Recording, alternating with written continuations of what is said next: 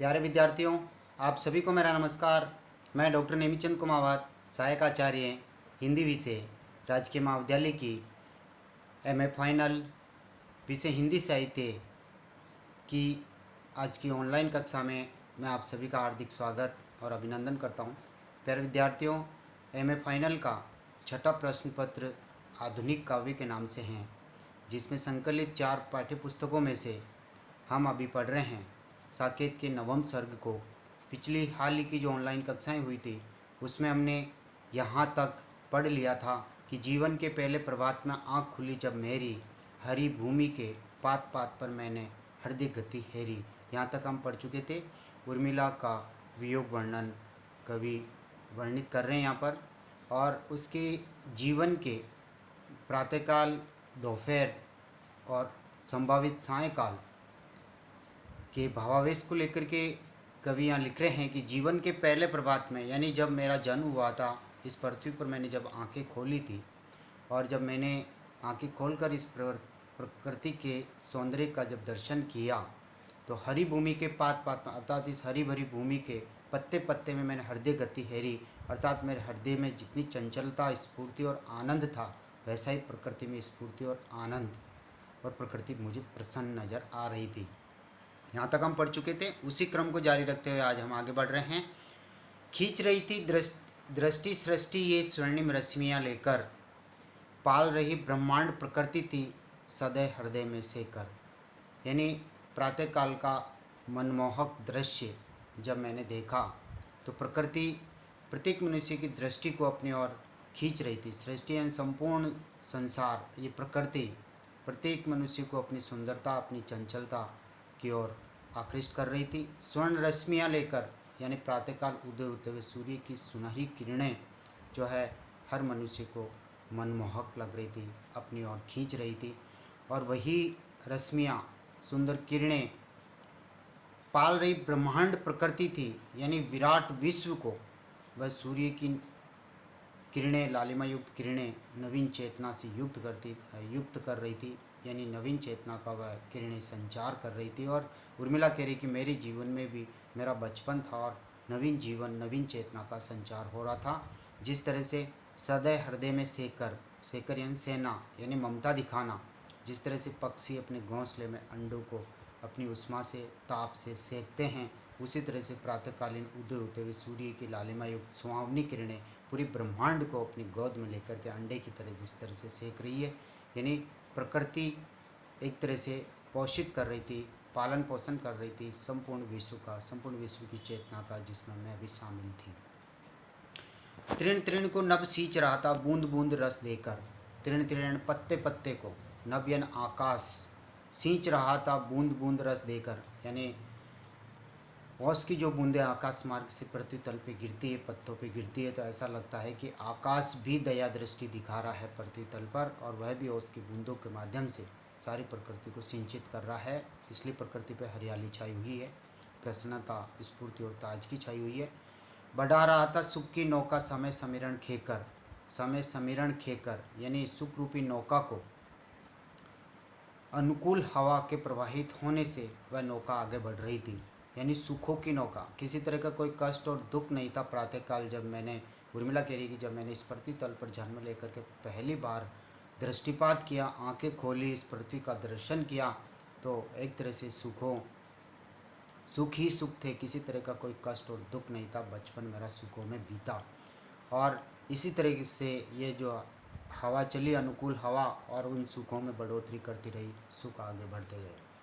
बजा रहे थे द्विज दलबल से शुभ भावों की भेरी, जीवन के पहले प्रभात में आँख खुली जब मेरी।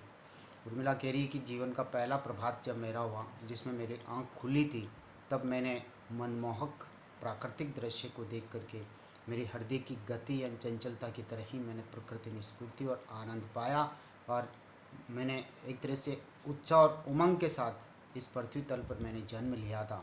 तो बजा रहे थे द्विज दल, द्विज द्विज के दो अर्थ है, द्विज यानी पक्षी और ब्राह्मण। दल बल से शुभ भावों की बेरी, जिस तरह से ब्राह्मण समूह दुदुम्बी बजाते हैं और मंगल कामनाएं करते हैं, उसी तरह से प्रकृति का स्वागत कर रहे थे ये पक्षियों का समूह, एक तरह से ब्राह्मण के रूप में मंगल कामनाएं कर रहे थे सभी प्राणियों की कि सब सुख समृद्धि और शांति से अपना जीवन जिएं, आगे बढ़ें। इसके आगे अगला पड़ाव है, वह जीवन मध्याह्न सखी है सखी। अब वह जीवन जो बचपन का जो जीवन था, बचपना, वह अब मध्याह्न में परिवर्तित हो रहा है, दोपहर का समय आ गया है। अब श्रांति क्लांति जो जाया लाया, यानी कहने का तात्पर्य अब बचपन जो है राजा जनक के पास पिता के आश्रय में मेरा पिता, और वहाँ से मैं मिथिला से अयोध्यापुरी में पुत्रवधू बन कर के मैं आई, तो एक तरह से मेरे जीवन में दोपहर का आरंभ होता है।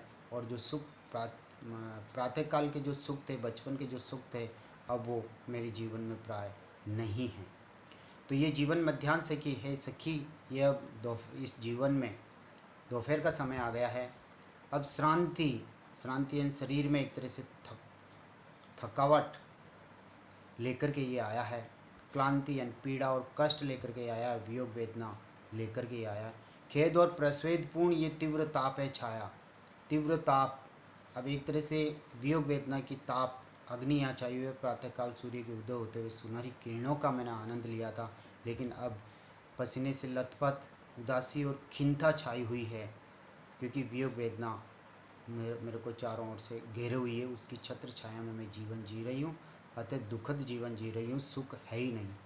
पाया था सो खोया हमने, यानी जो आनंद मैंने, आंतरिक शांति जो पाई थी मिथिला नगरी में राजा जनक के आश्रय में बचपन में, वह सारा आनंद मैंने जो प्राप्त किया था, अब यहाँ अयोध्या में आकर के मैं उनको खो चुकी हूँ। क्या खोकर क्या पाया, अब वो निर्णय नहीं कर पाए कि मैंने क्या खोया और क्या पाया। रहे ने हम में राम हमारे, अर्थात हमारे राम लक्ष्मण हमारे पास में नहीं रहे। 14 वर्ष का वनवास वो भी भोग रहे हैं। मिली ने हमको माया, अर्थात राजकीय भवन के सुख साधन, सुख समृद्धि भी मुझे प्राप्त नहीं, क्योंकि मैं बिना लक्ष्मण के इन सुखों का भोग नहीं कर सकती। ये विषाद, ये हर्ष कहाँ अब देता था जो फेरी। ये विषाद अर्थात एक तरह से जीवन में अचानक आमोद प्रमोद दुखों में यानी विषाद में परिवर्तित हो गए, और वह हर्ष यानी जो बचपन की जो खुशियाँ, उमंग, ताजगी, स्फूर्ति अब देता था जो फेरी, अर्थात अब मेरे जीवन में उनका आगमन नहीं हो रहा है। सुखद क्षण मेरे जीवन से, बचपन के सुखद क्षण बीत गए हैं, क्योंकि अब दोपहर का समय आ गया है। सूर्य की तेज किरणों के सूर्य के तेज तपने के कारण किरणें जो है अंगारे बरसा रही है, और उष्मा के कारण पसीने से सब लथपथ हो रहे हैं। सब चारों ओर उदासी, खिन्नता और थकावट छाई हुई है। जीवन के पहले प्रभात में आँख खुली जब मेरी, यानी पहले प्रभात में बचपन के सुख जो मैंने भोगे थे, जो चंचलता, जो स्फूर्ति, जो ताजगी थी, जब मैंने आंखें खोल करके पहली बार इस संसार को देखा, प्रकृति को निहारा, इसके सौंदर्य में मैं लीन हुई, और अब वह सुख मेरे जीवन में नहीं है। वही दोपहर के समय देखिए, वह कोयल जो कूक रही थी आज हुक भरती है, और वही बचपन की वेला में मधुर प्रातःकाल के समय सुखद वेला में वह कोयल जो मधुर वाणी से आसपास के वातावरण को गुंजायमान कर देती थी, और आज हुक भरती है, आज वह भी रो रही है, यानी उसकी आवाज़ भी मुझे अच्छी नहीं लगती, वो रोने के समान लगती है। पूर्व और पश्चिम की लाली रोष वृष्टि करती है, और पहले बचपन में प्रातःकाल और सूर्यास्त के समय की जो लालिमा थी वो बहुत ही मनोरम लगती थी, आनंददायक लगती थी। लेकिन आज वियोग वेदना में, इन वियोग के क्षणों में पूर्व और पश्चिम की लाली भी मेरे ऊपर एक तरह से गुस्सा कर रही है, गुस्से की वर्षा कर रही है, क्रोध से लाल नज़र आती है, क्योंकि संयोग के क्षणों के जो आनंद हैं वियोग के क्षणों में वही दुखदायी और कष्टकारक बन जाते हैं। लेता है निश्वास समीरण, सुरभि धूली चरती है, उबल सूखती है जलधारा, ये धरती मरती है। यानी लेता है निश्वास समीरण, और अभी हवा जो चल रही है ये भी ऐसे लगती है कि जैसे ये भी दुख की सांसें छोड़ रही है। सुरभि धूली चरती है, सुरभि गंध, सुगंधि, यानी जाने अनजाने जो पुष्प खिल रहे हैं और चारों ओर अपनी सुगंध को फैला रहे हैं, ये भी एक तरह से व्यर्थ है, बेकार है, क्योंकि प्रिय यहाँ नहीं है, इसलिए सारी श्रृंगारी चीज़ें मुझे कष्टकारक लगती है। उबल सूखती है जलधारा, यानी दोपहर के समय में सूर्य की तेज गर्मी के कारण जो प्रातःकाल जो ठंडी जलधारा थी, जो झरने थे, वो अब उबलते हुए नज़र आ रहे हैं, उनमें भी मुझे रूखापन नज़र आ रहा है। ये धरती मरती है, अर्थात इस धरती की प्यास लगातार दोपहर के समय बढ़ती जाती है। पत्र पुष्प सब बिखर रहे हैं, कुशल ने मेरी तेरी। यानी पत्ते और पुष्प सब प्रातःकाल तो खिलते हैं, जिस तरह से मैंने भी जन्म पा करके मैं खिली राजा जनक के आश्रय में, और यहाँ अयोध्या में आकर के एक पुत्र वधू बन करके वियोग वेदना सह रही हूँ। तो एक तरह से मेरा जीवन भी अस्त व्यस्त होकर के इस दोपहर के समय में बिखर रहा है। अब कुशल ने तेरी मेरी, अर्थात का मंगल कामना न तेरी है न मेरी है, अर्थात कुशलता किसी की नहीं है, खैर किसी की नहीं है। जीवन के पहले प्रभात में आँख खुली जब मेरी, अर्थात सर्वथा अब दोपहर का समय जो एकदम प्रातःकाल से बिल्कुल भिन्न दृश्य उपस्थित होकर के मेरे जीवन में आया है। आगे जीवन की संध्या है, देखे क्या हो आली, और आगे आने वाला जो जीवन है प्रौढ़ावस्था, जीवन की संध्या, यौवन का ढलाव है। यौवन एक तरह से बचपन सुखों में बीता, यौवन दुख में बीता, और अब वृद्धावस्था का जो समय है प्रौढ़ावस्था, वो कैसे बीतेगा इसके बारे में ये संभावित है, इसके कोई नहीं देख सकता भाग्य को।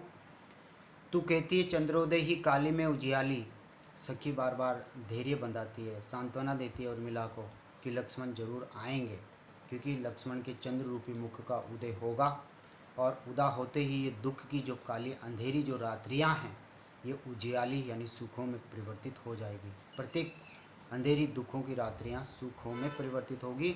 सिर आँखों पर क्यों न कुमुदुनी लेगी वे पद लाली, सिर आँखों पर, यानी कहने का तात्पर्य पूर्णिमा के चंद्रमा का जो स्वागत है वो कुमुदिनी करेगी, वो सिर आँखों पर उस चंद्रमा की उन चांदनी युक्त ज्योतिष्णा को वो ले लेगी।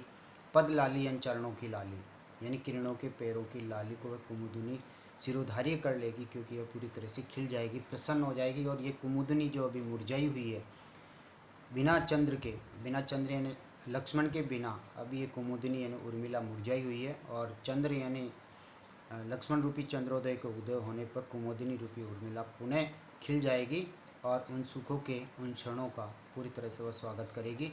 किंतु करेंगे कोक शोक की तारे जो रखवाली, ये प्रश्नालंकार है, प्रश्न करती है क्या।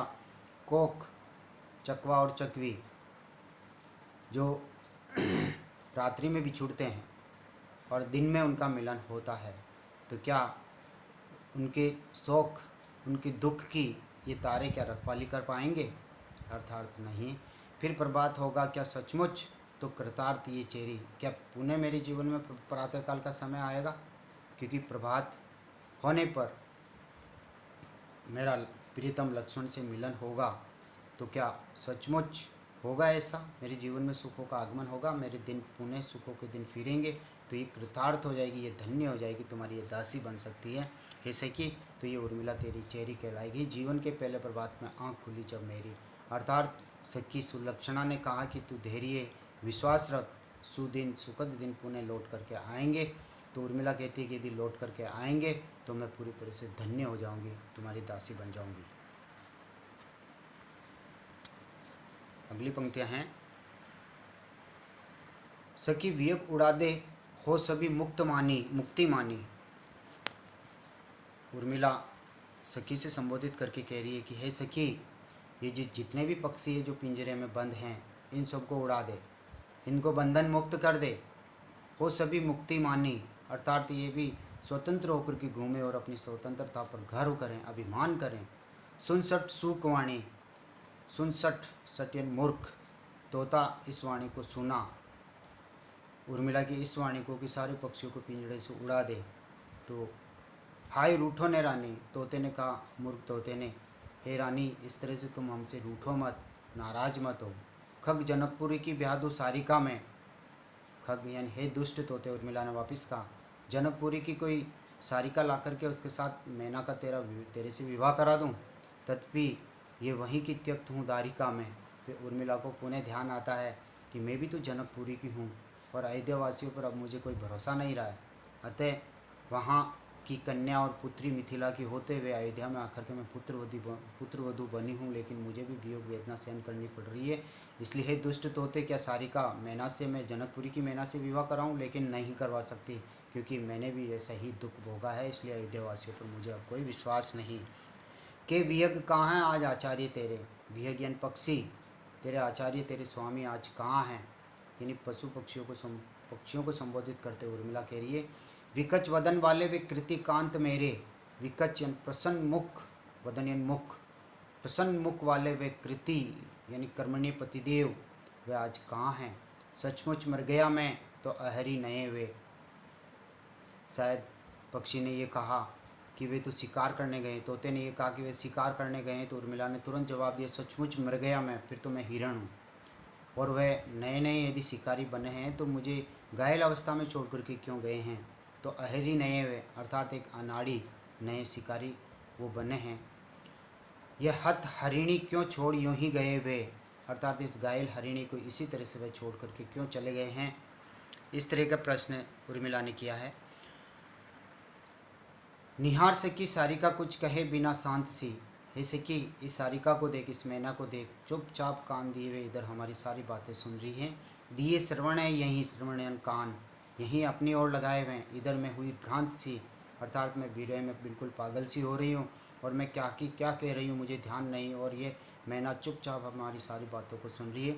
इसे पिसुन जान तू, पिसुन चुगलखोर, चुगली करने वाली जान तू, सुन सुभाषिणी बनी, खुद तो मधुर भाषा बोलती है और स्वयं जो है हमारी चुपचाप बातों को सुन रहे, चुगलखोर बनने वाली है।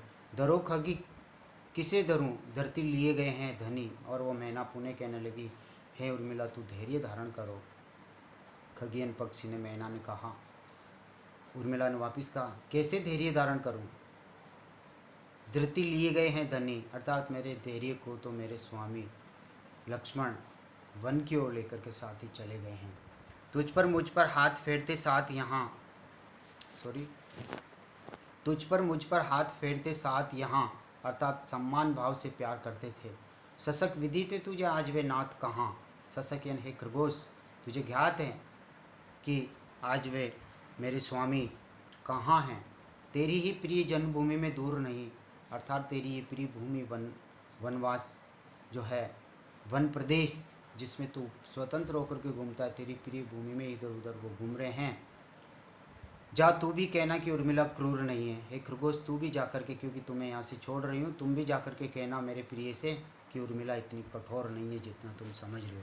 लेते गए क्यों ने तुम्हें कपोत वे, कपोत यानी कबूतर, पालतू कबूतर से वो कह रही कि तुझे साथ लेकर के क्यों नहीं गए। गाते सदा जो गुण थे तुम्हारे, वो सदा तेरे ही गुणों का गुणगान करते थे। लाते तुम ही हाँ प्रिय प्रिय पत्र पोत वे, और तुम ही तो उनके लक्ष्मण के प्रेम पत्र संदेश से लेकर के आते थे। दुखाब्दी में जो बनते सहारे और दुख रूपी सागर में डूबते समय जो मेरे एक तरह से नाव सम सहारा बनते थे, मुझे उबारते थे, सांत्वना देते थे। औरों की क्या कहिए, निज रुचि की ही एकता नहीं रखती। चंद्राश्रित पीकर तू चकोरी अंगार है चक थी। औरों की क्या कहिए, अर्थात दूसरों को क्या दोष दें, दूसरों को दोष नहीं देना चाहिए। निज रुचि ही एकता नहीं रखती, अर्थात मेरी रुचि मेरी इच्छा में ही एकता नहीं है, मेरा मन बड़ा चंचल हो रहा है। चंद्राश्रित पीकर तू चकोरी, हे चकोरी तू चंद्रमा की चांदनी को पीती है, एक तरफ कोमलता को पीती है, अंगार है चकती, और दूसरी ओर तू चोंच से अंगारे भी दबा लेती है। अर्थात एक तरफ संयोग सुख और दूसरी ओर वियोग दुख, एक तरफ सुख मिल रहा है तो दूसरी तरफ कष्ट, अर्थात रुचि विरोध हैं। तो प्यारे विद्यार्थियों, आज की इस ऑनलाइन कक्षा को हम यहीं समाप्त करते हैं और अगली ऑनलाइन कक्षा इसी साकेत के 9वें सर्ग से, इन्हीं पंक्तियों से आगे के क्रम से हम पढ़ेंगे। तब तक के लिए आप सभी को बहुत बहुत धन्यवाद। जय हिंद, जय भारत।